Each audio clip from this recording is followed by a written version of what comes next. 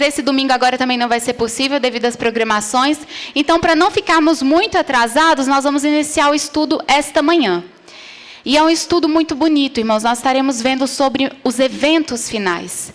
E nesta manhã, em específico, o tema será o sonho do imperador e o futuro da terra. E antes de iniciarmos o estudo dessa manhã, eu convido a você que mais uma vez feche seus olhos e clame a presença de Deus em nosso meio. Querido Deus, grandioso Pai, mais uma vez invocamos a Tua presença. Te suplicamos que o Senhor esteja em nosso meio e que o Senhor fale conosco, ó Pai. Por favor, que eu não fale nada de mim, por mim, que eu seja apenas um instrumento para que nós possamos ouvir a Tua voz e que o Senhor habite em nosso meio e transforme os nossos corações. Em nome de Jesus eu te clamo, ó Pai. Amém.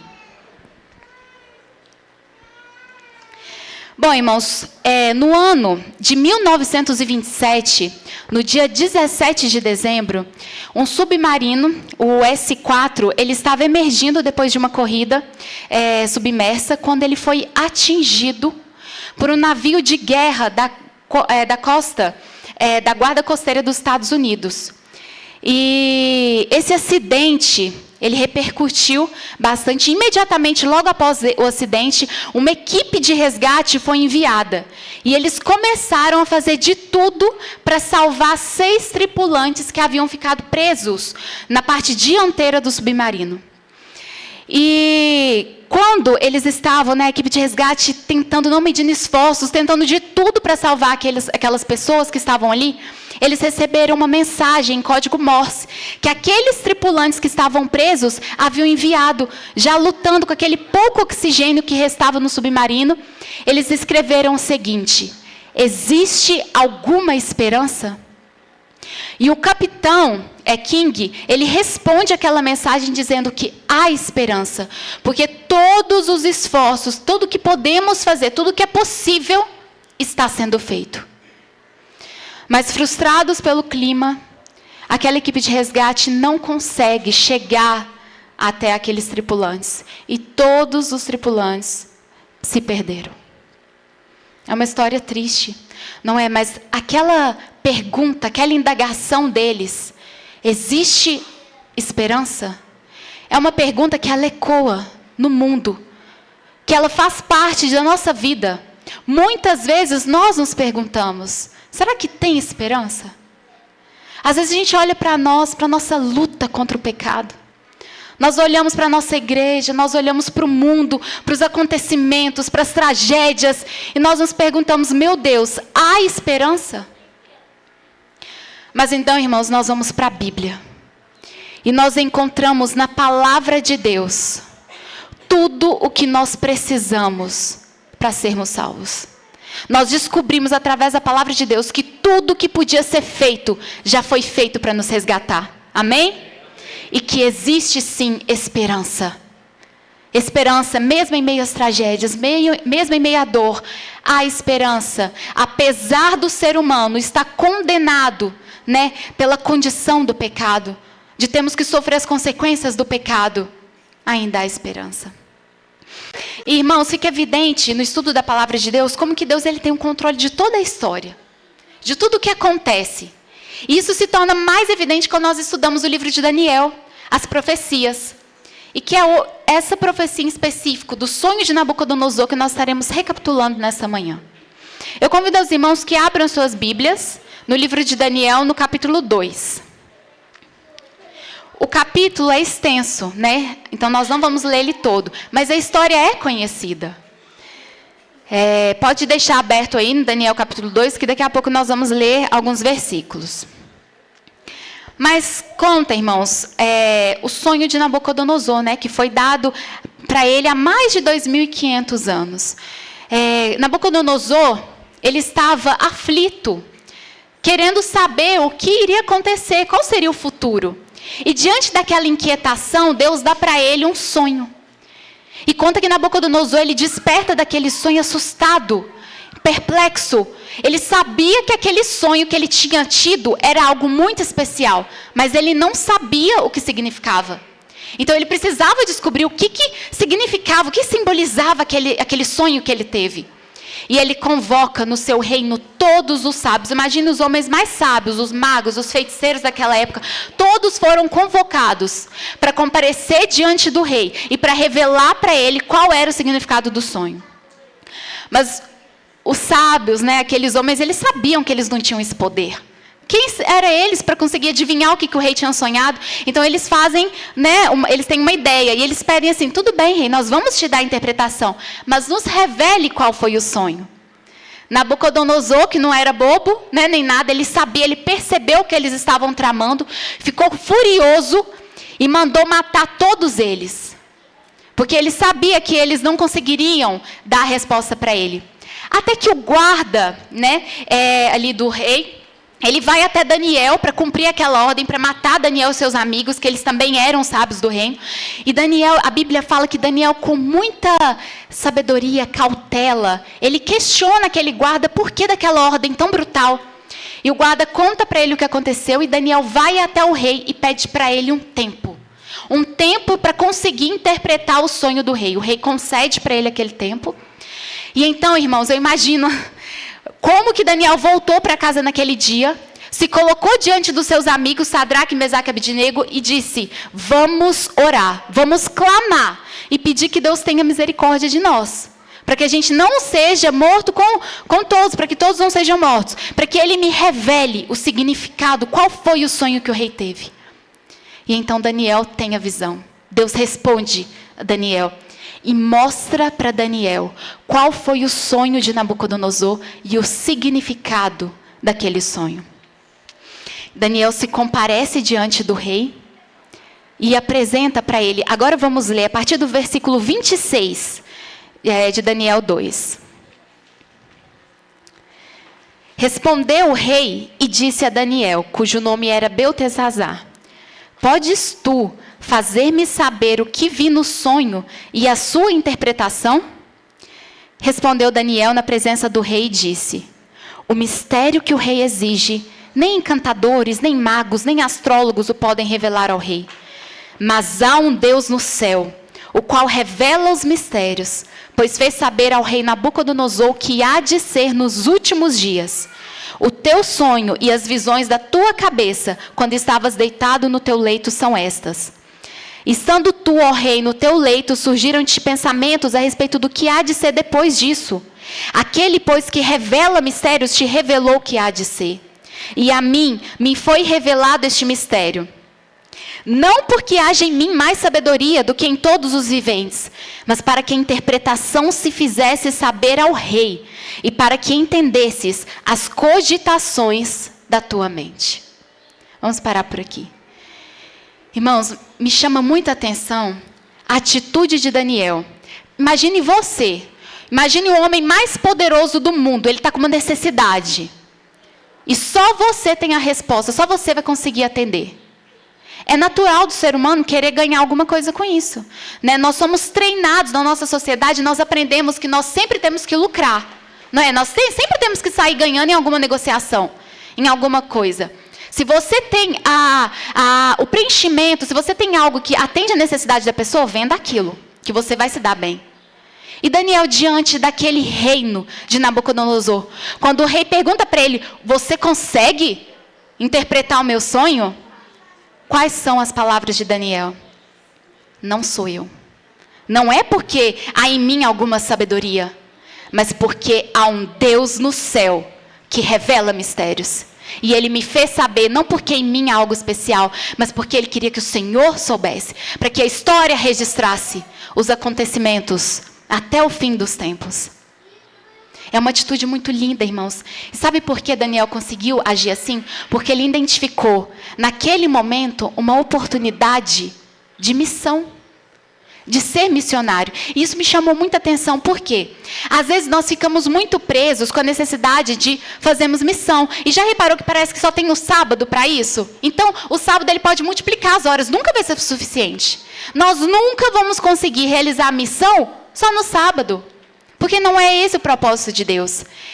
Todos os momentos da nossa vida, eles são oportunidades para sermos missionários. todas as situações nós precisamos identificá-la como uma oportunidade de fazer missão. É no seu dia a dia, é no seu trabalho. Sabe aquele chefe chato? Sabe aquele colega de trabalho irritante? Sabe aquele problema, a sua família, aquele estresse? É ali que você tem a oportunidade de ser um missionário. Se cada um de nós exercêssemos realmente a missão no nosso dia a dia, muito mais resultados nós teríamos aqui na igreja. Não é um dia, irmãos, é no nosso dia a dia. É para isso que fomos chamados. E Daniel, ele identificou aquela oportunidade. E ele, então, não mede palavras, ele se exclui, se nega para apontar para Deus. E qual foi a essência daquele sonho, do rei? O rei, ele vê uma grande estátua. Eu vou pedir que eles projetem. Aí, Marcelo, coloca aqui a imagem da estátua.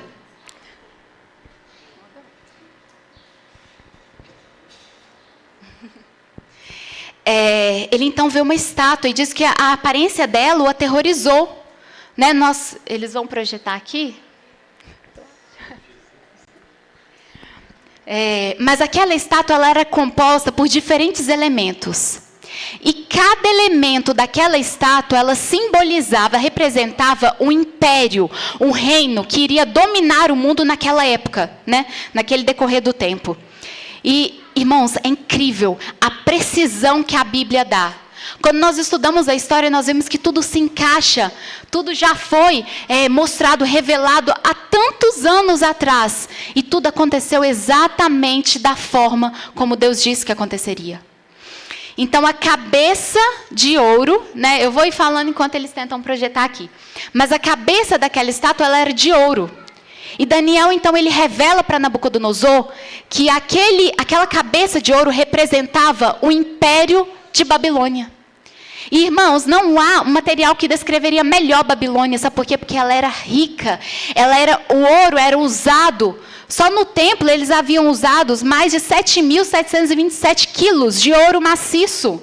Só para o altar e para o trono. E não é à toa, que Deus tenha dito a Nabucodonosor, você é esta cabeça de ouro. Mas acontece que esse império de Babilônia, ele não seria eterno.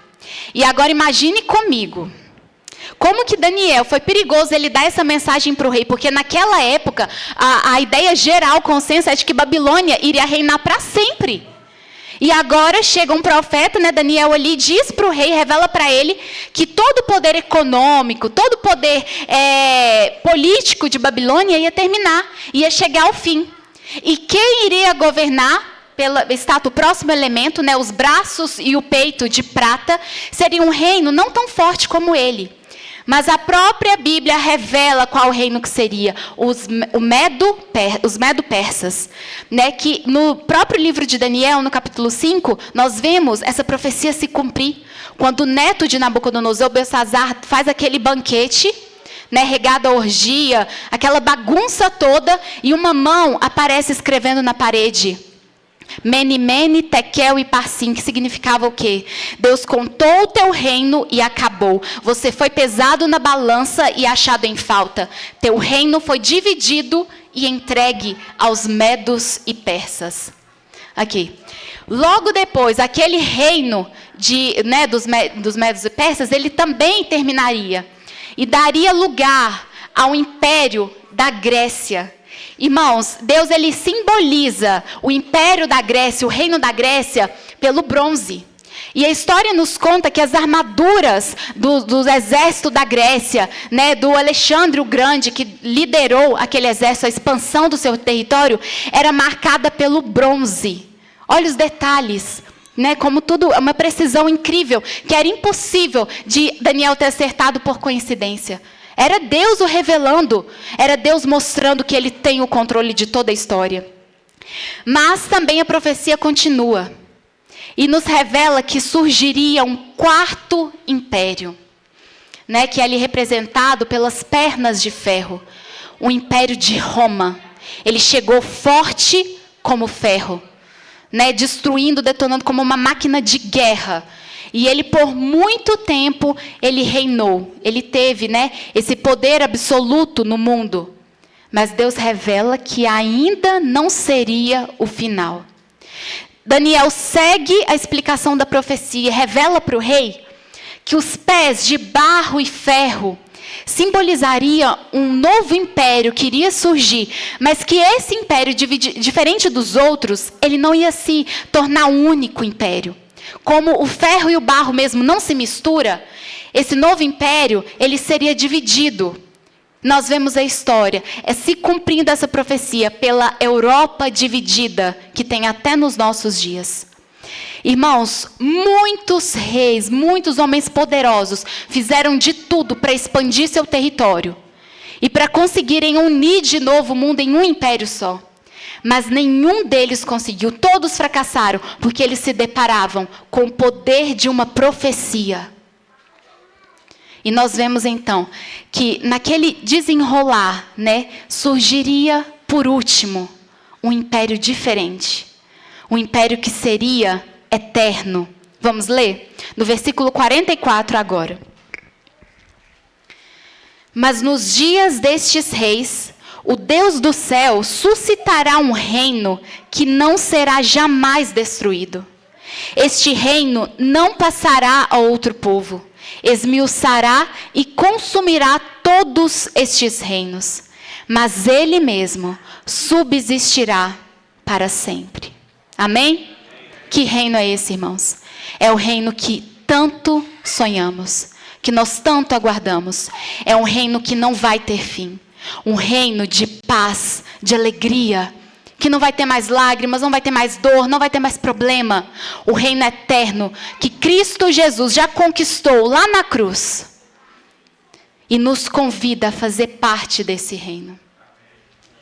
Vamos ler, irmãos, lá em Apocalipse, no capítulo 21, no versículo 4, algumas características desse novo reino. Porque Deus, ele é tão maravilhoso, irmãos, porque, pensa, ele não tinha necessidade de revelar tantos detalhes. Por quê? Somos meros mortais. Não é? Nossa geração passa. Quantas gerações já passaram antes de nós? Vêm, vão. Mas Deus, ele se faz conhecer. Ele se faz presente para atender, às vezes, uma necessidade sua, minha, para te dar esperança e te mostrar que Ele está cuidando de tudo. E assim Ele o fez revelando em Apocalipse 21, versículo 4, como será esse novo império. Foi esse verso, irmãos, esses versos que eu li para o meu pai. Foi os últimos versos que eu li para ele. E ele descansou com essa esperança. Muitos de nós também vamos descansar. E Deus queira que seja com essa esperança viva em nosso coração. Vi novo céu e nova terra, pois o primeiro céu e a primeira terra passaram, e o mar já não existe. Vi também a cidade santa, a nova Jerusalém, que descia do céu, da parte de Deus, ataviada como noiva, adornada para o seu esposo. Então ouvi grande voz vinda do trono dizendo, vamos ler comigo? Eis o tabernáculo de Deus com os homens. Deus habitará com eles. Eles serão povos de Deus, e Deus mesmo estará com eles. E lhes enxugará dos olhos toda lágrima, e a morte já não existirá. Já não haverá luto, nem pranto, nem dor, porque as primeiras coisas passaram. E aquele que está sentado no trono disse, eis que faço novas todas as coisas. E acrescentou, escreve, porque essas palavras são fiéis e verdadeiras. Disse-me ainda, tudo está feito, eu sou o alfa e o ômega, o princípio e o fim. Eu, a quem tem sede, darei de graça da fonte da água da vida. O vencedor herdará estas coisas, e eu lhe serei Deus, e ele me será filho. Amém? É isso, irmãos, que nos dá esperança, a força, o ânimo para continuar. É saber que como toda a profecia se cumpriu, cada reino, no momento exato determinado por Deus, surgiu e deixou de existir. E que no momento certo, irmãos, as coisas não estão perdidas. A sua vida pode parecer que está um caos. Deus, Ele não perde o controle nem por um segundo. E no momento certo, que Ele já determinou, nós que não temos conhecimento, mas Ele já deixou tantos sinais para nos guiarmos, para avisar, dizer: ei, eu estou chegando, o meu reino se aproxima. Mas, irmãos, lembra daquela história que nós ouvimos no início do submarino? Imagine que naquele momento a equipe de resgate consegue alcançar os tripulantes, mas ao invés deles se agarrarem, de saírem do submarino, eles escolhem ficar ali. Eles escolhem ficar perdidos. Parece muito ilógico, né? Quem faria isso? Mas é uma realidade que muitas pessoas escolhem. O resgate está diante de nós. Deus já pagou o preço. Mas muitas pessoas escolhem permanecer em seus pecados.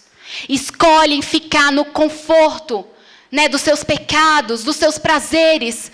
E não querem serem resgatados, irmãos. A escolha é nossa.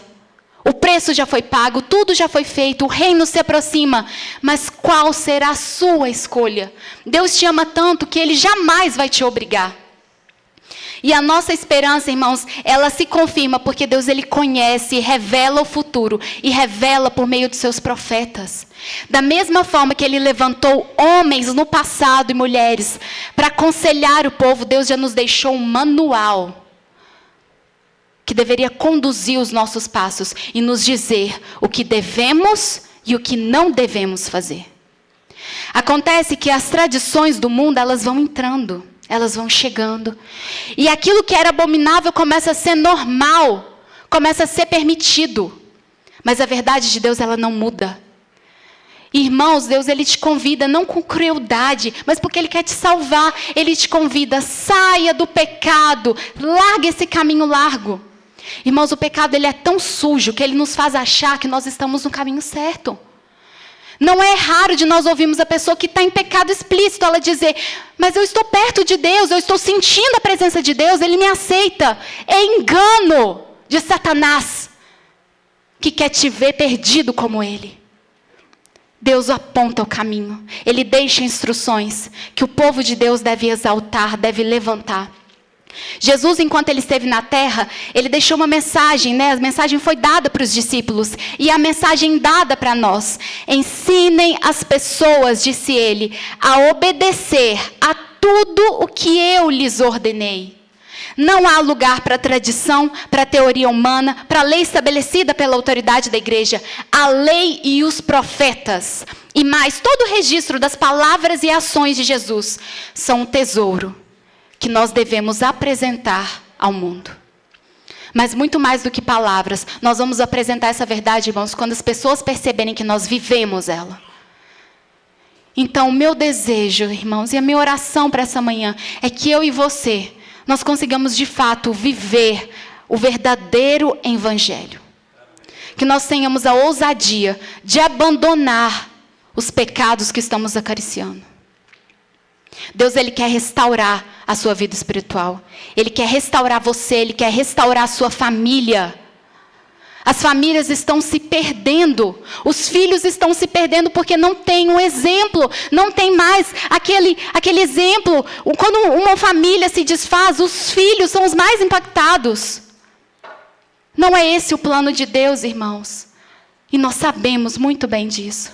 Mas que nós possamos, com amor, porque nós queremos salvar as pessoas, nós queremos ser salvos, nós possamos dar a mensagem ao mundo.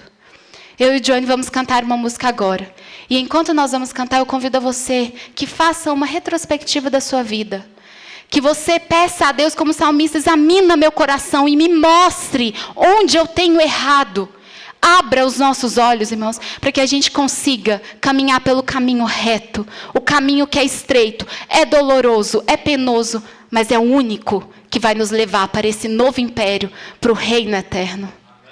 Amém.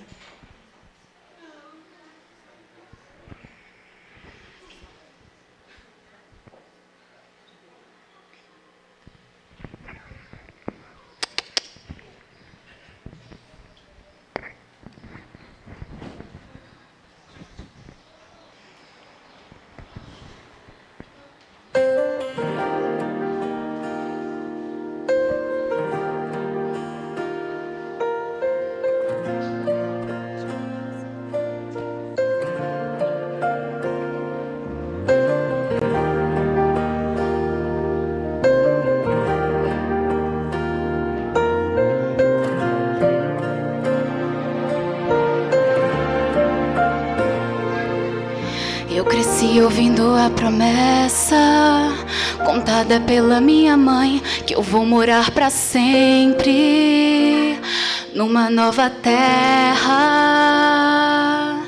Nela nunca entrará a morte, pra sempre vamos existir em plena alegria. Nós vamos ver Jesus ali um dia, em breve, pra sempre. Um dia, em breve, no céu.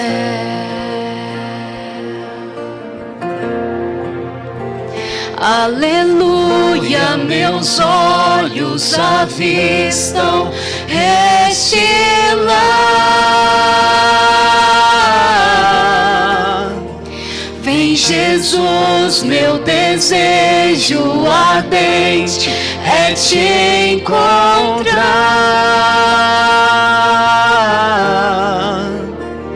Aleluia, o Cordeiro de Deus, eu me lanço aos teus pés outra vez. Vem Jesus.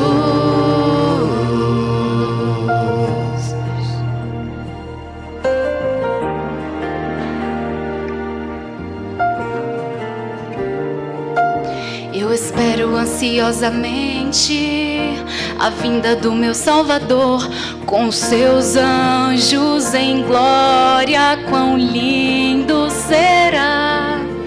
Agora minha parte favorita, verei o rosto de Jesus, seu sorriso, seus olhos, as marcas nas mãos. Um dia, em breve, pra sempre. Um dia, em breve, no céu.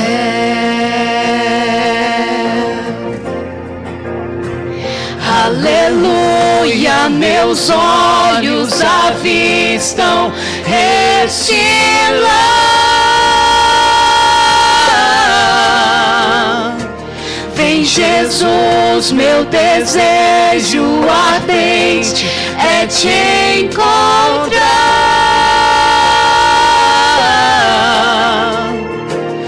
Aleluia, o Cordeiro de Deus, eu me lanço aos teus pés outra vez.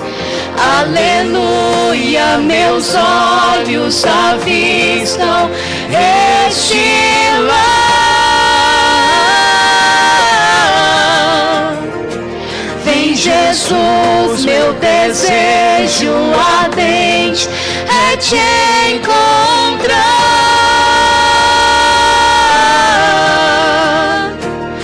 Aleluia, o Cordeiro de Deus, eu me lanço aos teus pés outra vez. Aleluia, o Cordeiro de Deus, vem Jesus.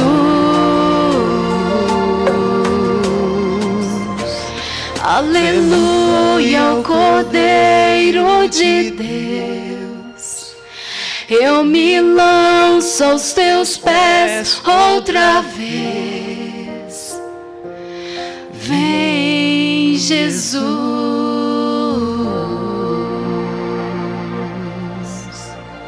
Amém. Vamos colocar em pé.